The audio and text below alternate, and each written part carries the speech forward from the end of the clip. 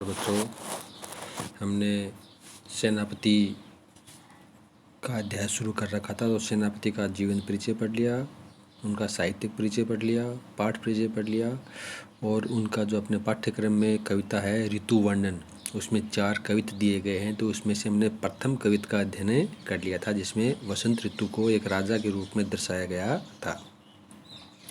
अब देखो दूसरा और इस कविता का सबसे महत्वपूर्ण कविता का अध्ययन हम आज करने जा रहे हैं। इसको आप ध्यान से सुनोगे, समझोगे, तभी समझ में आएगा। देखो मैंने पहले से ही जिनके नीचे रेखांकित कर रखा ना, ये शब्द महत्वपूर्ण है। तो इन शब्दों का दो अर्थ निकल रहे हैं। देखो हमने सेनापति के जीवन परिचय और साहित्यिक परिचय में हमने पढ़ा था कि वे श्लेष अलंकार के प्रयोग में सिद्धहस्त थे, माहिर थे, कुशल थे, पारंगत थे। कौन से अलंकार के? श्लेष अलंकार के प्रयोग में। श्लेष अलंकार कहाँ होता है? श्लेष अलंकार काव्य में वहाँ होता है जहाँ एक ही शब्द के भिन्न भिन्न अर्थ निकलते हैं। तो ये एक कविता है। इस कविता में उन्होंने श्लेष अलंकार का चमत्कारपूर्ण ढंग से प्रयोग किया है। उन्होंने एक ही कविता में ग्रीष्म और वर्षा दोनों ही ऋतुओं का वर्णन किया है। एक ही कविता में उन्होंने ग्रीष्म और वर्षा ऋतु का वर्णन किया है।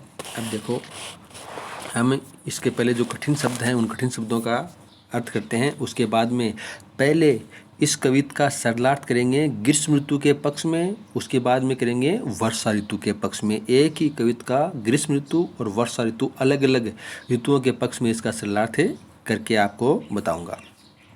देखो पहले जो कठिन शब्द है उन कठिन शब्दों के अर्थ देख लो। क्षिति शब्द का अर्थ होता है पृथ्वी, अंबर, आकाश। अब देखो ये जले है शब्द है ना, मैंने अलग रंग से इसको रेखांकित कर रखा है। इस शब्द के 2 अर्थ हैं।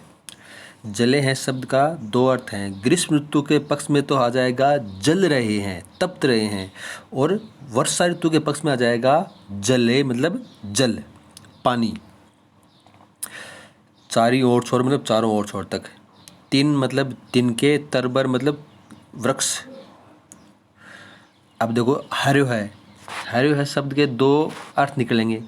पहला शब्द का अर्थ है ग्रीष्म ऋतु के पक्ष में निकलेगा उनका रूप हर लिया है, रूप छीन लिया है। हर्यो का मतलब है छीनना या हर लेना, सुखा देना। और वर्षा ऋतु के पक्ष में उनका हो जाएगा हर्यो है, यानी हरा है, हरा रंग हो गया है। किसका? तिनकों का और वृक्षों का रंग कैसा हो गया है? हरा हो गया है। तो वर्षा ऋतु के पक्ष में करेंगे तब तो हो जाएगा हर्यो शब्द का अर्थ हरा हो गया है। और ग्रीष्म ऋतु के पक्ष में करेंगे तो तिनकों और तरवर वृक्षों का सबका रूप हर लिया है, छीन लिया है। अब देखो महाजर, तो महाजर शब्द के 2 अर्थ निकले हैं। एक तो अत्यधिक ताप और एक वर्षा की झड़ी। तो ग्रीष्म ऋतु के पक्ष में करेंगे तो अत्यधिक ताप शब्द का अर्थ आ जाएगा, और वर्षा ऋतु के करेंगे तो आ जाएगा इसका वर्षा की झड़ी। अगला शब्द है ज्योति मतलब ज्योति, रोशनी। अगला शब्द है भादव। भादव शब्द का 2 अर्थ हैं। एक तो भादो का महीना, भादो बोलते हैं ना, सावन भादो, तो भादो का महीना। और दूसरा बोलते हैं भादव दावानल, जंगल की आग को बोलते हैं। तो जंगल की आग का तो आ जाएगा ग्रीष्म ऋतु के पक्ष में, और भादो का महीना जिसमें वर्षा होती है वो आ जाएगा वर्षा ऋतु के पक्ष में। अब देखो एक जलद शब्द है। तो जलद शब्द का अर्थ होती है जलती हुई वायु। एक शब्द का हो जाएगा जलती हुई वायु, तपती हुई वायु, और दूसरा जाएगा जलद शब्द बादल के लिए, यानी शीतल पवन। तन मतलब शरीर, सेक, सेक मतलब एक तो सुखदायी स्पर्श और एक सेक होती है गर्म सिकाई। तो इसके दोनों ही अर्थ आ जाएंगे। गर्मी में आ जाएगा सिकाई, गर्म सिकाई, और वर्षा ऋतु में आ जाएगा सुखदायी स्पर्श के रूप में। अब देखो एक है दारुण शब्द। दारुण शब्द के भी 2 अर्थ हैं। एक तो है कष्टदायक। दारुण शब्द के 2 अर्थ, एक तो है कष्टदायक, जो कष्ट देते हैं, तो भयंकर रूप से तपती हुई गर्मी, तो वो तो आ जाएगा ग्रीष्म ऋतु के पक्ष में। और एक दारुण शब्द का अर्थ होता है काठ की। तो आगे दे रखा है इसका तरणी शब्द। तरणी शब्द के भी दो अर्थ, एक तो है नाव और एक सूर्य। तो ग्रीष्म ऋतु के पक्ष में आ जाएगा सूर्य और वर्षा ऋतु के पक्ष में आ जाएगा नाव। तरे हैं मतलब नीचे, तरे शब्द का अर्थ है नीचे। शीरी शब्द का अर्थ है ठंडी। घन छाह है शब्द का अर्थ है बादलों की छाह है। घन मतलब बादल, बादलों की छाह। चाही बोई शब्द का अर्थ है चाहना। और ग्रीष्म शब्द का अर्थ है गर्मी की ऋतु। और वर्षा शब्द का अर्थ है वर्षा। सम मतलब समान, कर्यो है तो किया है। अब देखो इसका सरलार्थ। पहले मैं इसका सरलार्थ बोलूँगा ग्रीष्म ऋतु के पक्ष में, तो सारी ये जो कविता है इसको ग्रीष्म ऋतु के पक्ष में इसका सरलार्थ करेंगे। उसके बाद मैं इसका सरलार्थ बोलूँगा वर्षा ऋतु के पक्ष में। आप ध्यान से सुनोगे समझ में आ जाएगा। देखो करते हैं सरलार्थ इसका। देखें चिति अंबर जले हैं चारी ओर छोर। तो कवि सेनापति इस कविता का ग्रीष्म ऋतु के पक्ष में कहते हैं कि गर्मी के कारण पृथ्वी और आकाश ने जलाकर तिन और तरबर, तिनकों और वृक्षों का सबका रूप हर लिया है, छीन लिया है। सबका रूप छीन लिया है। गर्मी के कारण पृथ्वी और आकाश चारों ओर से जल रहे हैं। जले हैं मतलब जल रहे हैं। और इन्होंने, गर्मी ने तिनकों का और वृक्षों का सबका रूप हर लिया है, छीन लिया है। देखो दोबारा देखो पहली पंक्ति का अर्थ। ग्रीष्म ऋतु के कारण पृथ्वी और आकाश चारों ओर जल रहे हैं, यानी तप्त हो रहे हैं। तिनकों और वृक्षों का सबका रूप गर्मी ने हर लिया है, छीन लिया है। आगे देखो अब अगली पंक्ति का अर्थ। महाजहर लागे ज्योति बादव की होती चले। अत्यधिक ताप के कारण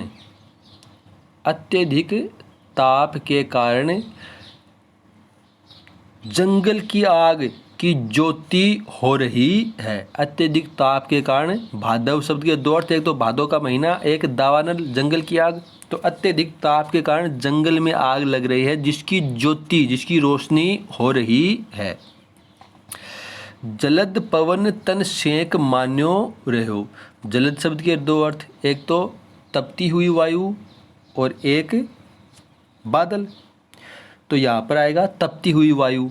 तपती हुई वायु शरीर को गर्म सिकाई कर रही है, सेक रही है।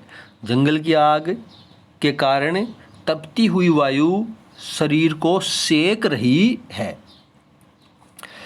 दारुण तरणी तरे नदी सुख पावे सब। दारुण शब्द के भी दो अर्थ बताए, एक तो कष्टदायक भयंकर रूप से तप रहे और एक काठ।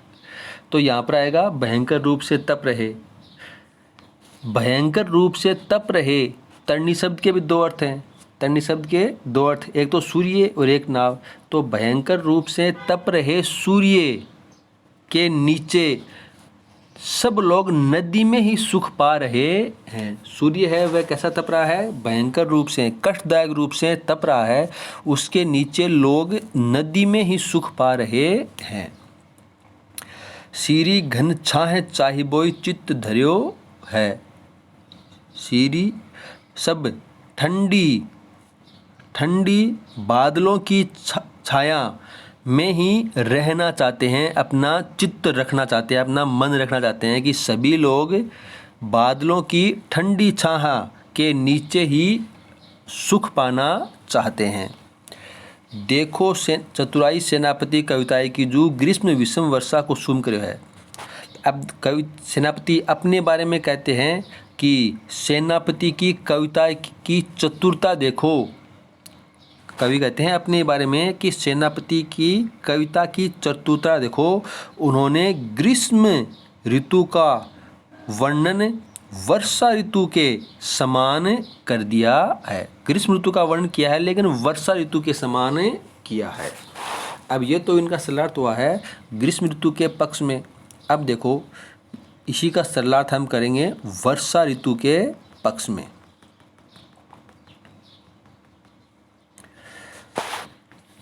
पहला देखो फिर से। अब वर्षा ऋतु के पक्ष में देखें क्षिति अंबर जले हैं चारों ओर।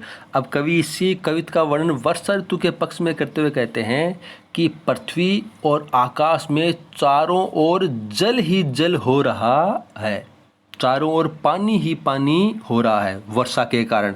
और गर्मी में जले का मतलब चारों ओर से जल रहा है, तप रहा है गर्मी के कारण तो। और वर्षा के कारण पृथ्वी और आकाश में चारों ओर छोर तक जल ही जल हो रहा है। तीन तरवर सबका ही रूप हरे है, तिनकों और वृक्षों का सबका रूप हरा हो गया है। हरे शब्द का अर्थ दो बताया था ना, एक तो छीन लिया है तो गर्मी ने इनका रूप छीन लिया था, और वर्षा के कारण इनका रूप हरा रंग का हो गया है। महाझर लागी ज्योति भादव की होती चले। भादों के महीने में महाझर यानी झड़, वर्षा की झड़ लगी हुई है, वर्षा की झड़ी लगी हुई है। और भादों के महीने में बिजली के चमकने से ज्योति हो रही है। अब वहाँ पर तो भादव यानी जंगल की आग के कारण ज्योति हो रही थी, और वर्षा ऋतु के कारण बिजली चमकने से ज्योति हो रही है, चमक हो रही है। जलद पवन तन सेक मान्यो रहो। बादलों की ठंडी हवा शरीर को सुख प्रदान कर रही है। ऐसा लगता है मानो बादलों की ठंडी हवा शरीर को सुख प्रदान कर रही हो, सुख दे रही हो। अब देखो दारुण और तरणी शब्द के दो अर्थ। दारुण के दो अर्थ, एक तो कष्टदायक पीड़ादायक, और एक काठ की नाव, और तरणी का सूर्य और नाव। तो काठ की नाव में सब नदी में सुख पा रहे हैं। अब नदी के कारण, वर्षा के कारण नदी में पानी हो रहा है, तो वहाँ पर काठ की नाव में सभी लोग सुख पा रहे हैं। सीरी घन चाहे चाहिबोई चित्त धर्यो है। सभी लोग बादलों की शीतल छाया में सुख पा रहे हैं। सभी लोग बादलों की शीतल छाया में सुख पा रहे हैं। देखो चतुराई सेनापति कविताई की जू ग्रीष्म विषम वर्षा की सम कर्यो है। कवि अपने बारे में कहते हैं कि सेनापति की कविता की चतुरता देखो, उन्होंने वर्षा ऋतु का वर्णन ग्रीष्म ऋतु के समान कर दिया है। अब देखो इसमें आ गया वर्षा ऋतु का वर्णन किया है ग्रीष्म ऋतु के वर्णन समान, और पहले वाले में ग्रीष्म ऋतु का वर्णन किया था वर्षा ऋतु के समान। तो इनमें श्लेष अलंकार का चमत्कारपूर्ण ढंग से प्रयोग करके कवि ने एक ही कविता में ग्रीष्म और वर्षा दोनों ऋतुओं का ही वर्णन कर दिया है।